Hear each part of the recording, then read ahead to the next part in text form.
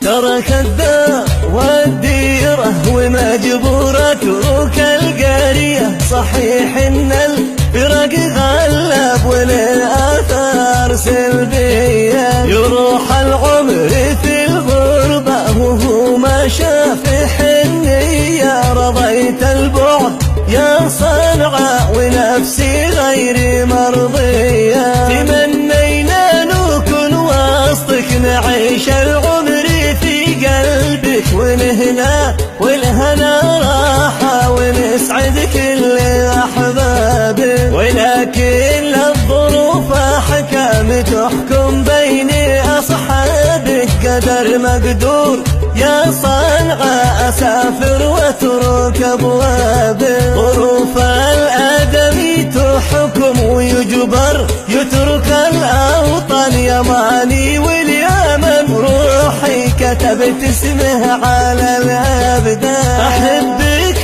موطن الحكمة، أحبك موطن الشجعان، ومهما طالت الغيبة عليك يا موطن الإيمان. ومهما طالت الغيبة عليك يا موطن الإيمان. لزم لابد ما نرجع نعيد أيام ماضينا، مع أول طايرة نمشي على صنعاء وصلنا. وناخذ قات همداني وما شملان يروينا، ونستانس مع الخلان وفي صنعاء حبايبنا. وناخذ قات همداني وما شملان يروينا، ونستانس مع الخلان في صنعاء حبايبنا. بصوت ابن العيون برسل كلامي من وسط غربة، يشيل الصوت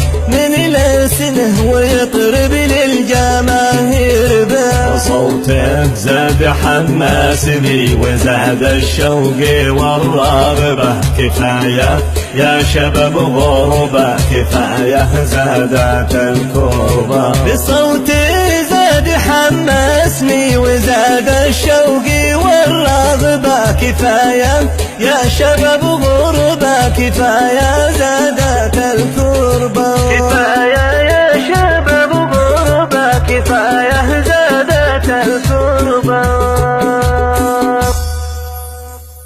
يروح العمر في الغربة.